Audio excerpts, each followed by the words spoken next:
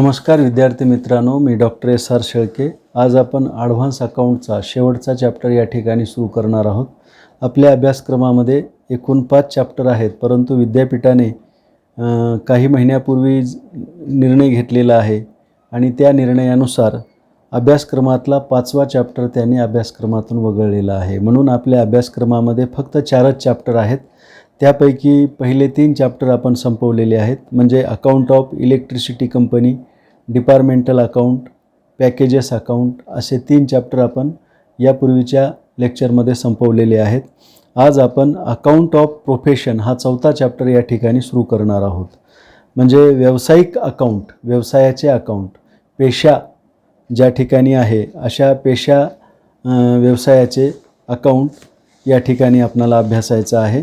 तर पहा, या पेशापैकी फक्त एक अकाउंट आपल्याला तसं डॉक्टरी पेशा आहे, वकील पेशा आहे किंवा असे अनेक प्रकारचे पेशे आहेत, प्रोफेशन आहेत। अशा प्रोफेशनल लोकांनी जे लेखे मेंटेन केलेले असतात त्याला अकाउंट्स ऑफ प्रोफेशन असं त्या ठिकाणी संबोधलं जाते।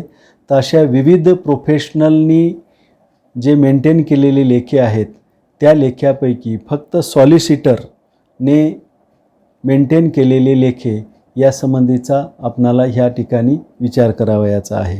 म्हणजे तसे अनेक आहेत, म्हणजे पेशेवर लोक लॉयर आहे, डॉक्टर आहे, ऑडिटर आहे, इंजिनियर आहे, अकाउंटंट आहे, सॉलिसिटर आहे, इन्शुरर आहे, ब्रोकर आहे, असे वेगवेगळ्या प्रकारचे हे प्रोफेशनल लोक आहेत। यांना आपला जे काही उत्पन्न त्यांना मिळते किंवा त्यांचे जे काही खर्च होतात त्यासाठी त्यांना अकाउंट मेंटेन करावं लागते आणि अशा अकाउंटला अकाउंट्स ऑफ प्रोफेशनल फर्म असं त्या ठिकाणी संबोधलं जाते।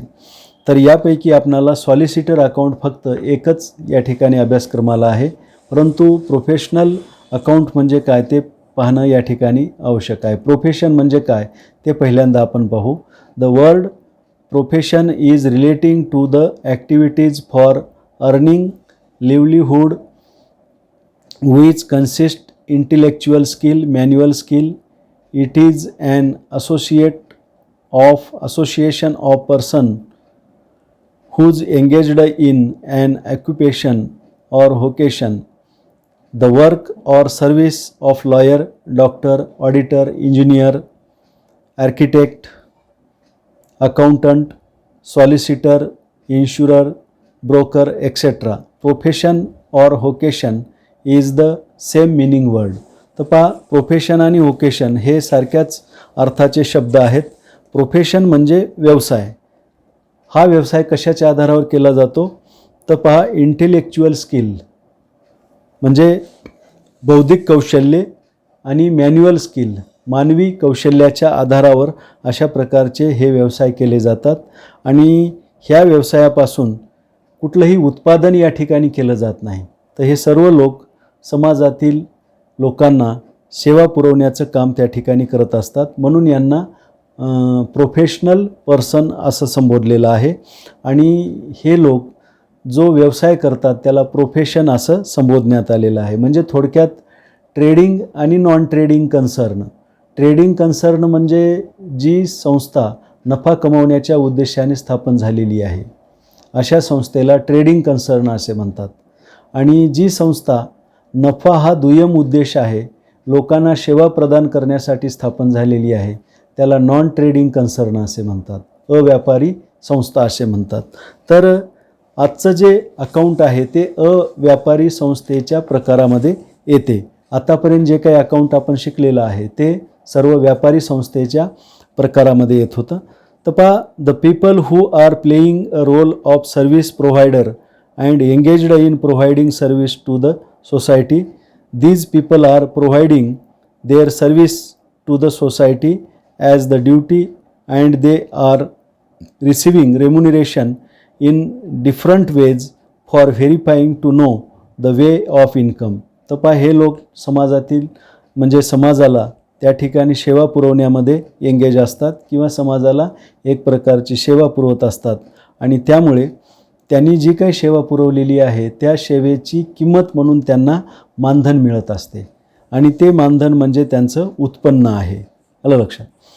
A professional man record transaction for the purpose of. आता हे व्यावसायिक लोक आपल्याला आपले जे काही व्यवहार त्या ठिकाणी घडलेले आहेत त्याच्या नोंदी खालील उद्देशाने त्या ठिकाणी करतात. त्याचा पहिला उद्देश आहे correct record income of and expenses.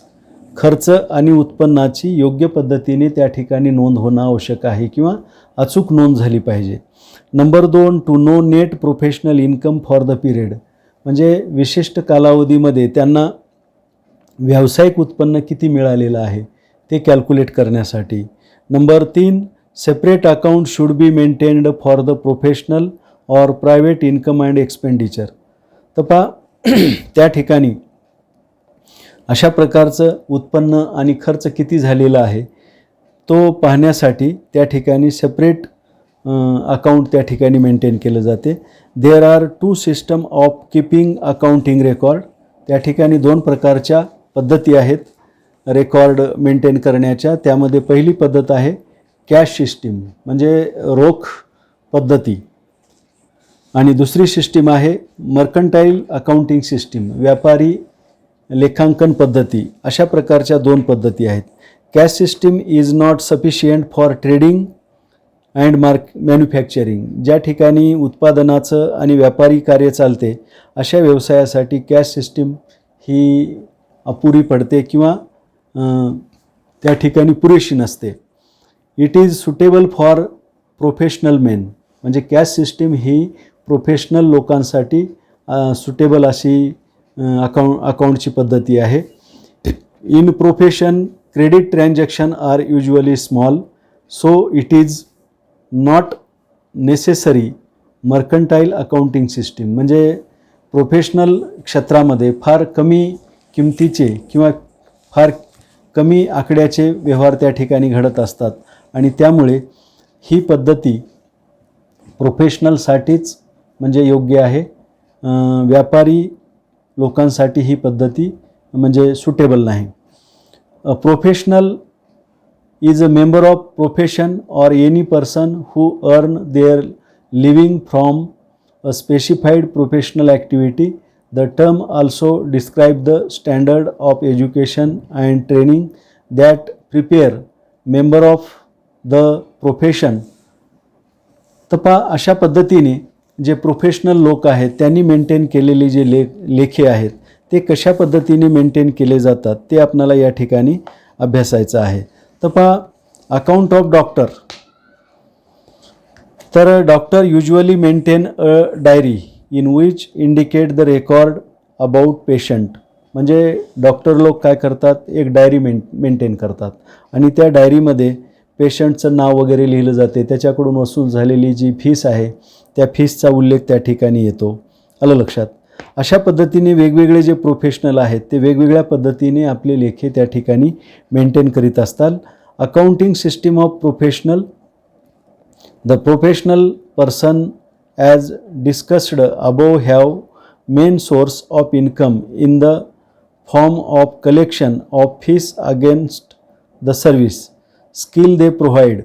For providing service they have to do some expenses. The expenses excess of income over expenditure is their net earning. तर त्या ठिकाणी त्यांना काही खर्च करावे लागतात तसेच त्यांना काही उत्पन्न पण मिळते. म्हणजे खर्चापेक्षा उत्पन्न जर जास्त असेल तर जेवढं जास्त आहे ते त्यांचं नेट इन्कम त्या ठिकाणी मानलं जाते किंवा नेट मिळकत मानली जाते. To know this figure they prepare profit and loss account and also prepare balance sheet to know their true financial position on particular day.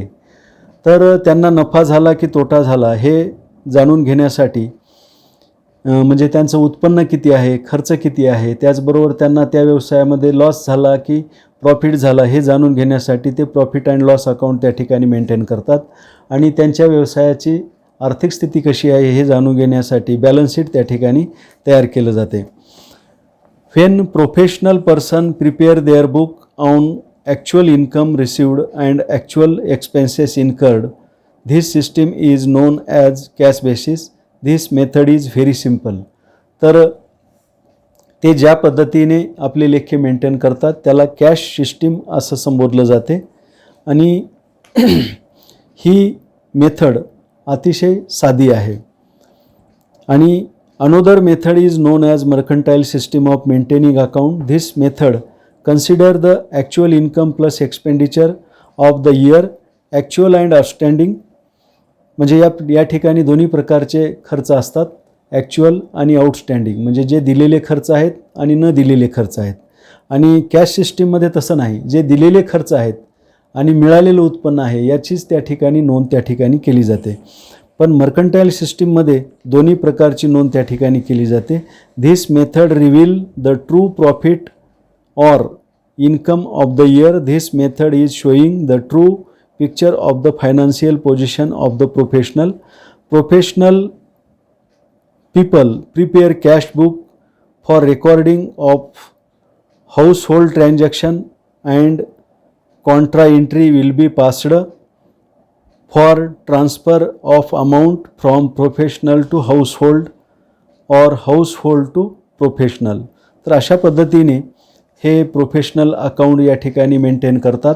आणि त्यांच्या अकाउंटमध्ये जे समाविष्ट असणारे जे मुद्दे आहेत महत्त्वाचे, ते मुद्दे असे आहेत. Important points of professional account.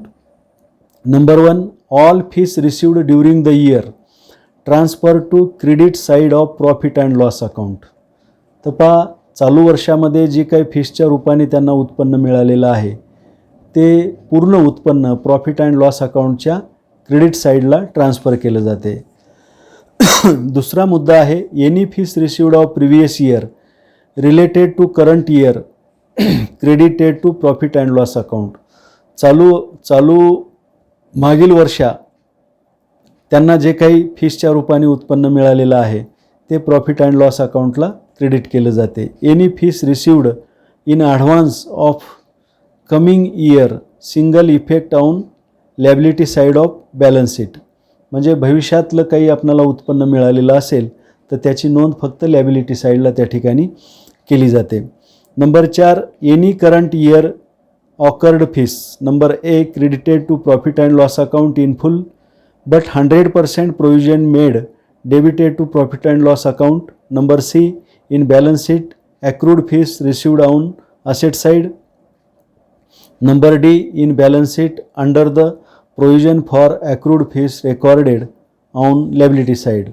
Number 5, all outstanding liabilities taken into balance sheet on liability side. Number 6, prepaid expenses taken into balance sheet on asset side. Number 7, personal expenses taken into consideration as drawing. Number 8, opening capital fund is depended on the data providing at commenced like asset and liabilities. तर अशा पद्धतीने आपणाला ह्या चॅप्टरवरची थेरॅटिकल माहिती आपणाला सांगता येईल. आपण या चॅप्टरवरचे जे प्रॉब्लेम आहेत ते आपण उद्याच्या लेक्चरपासून सुरू करणार आहोत. मी या ठिकाणी थांबतो. धन्यवाद.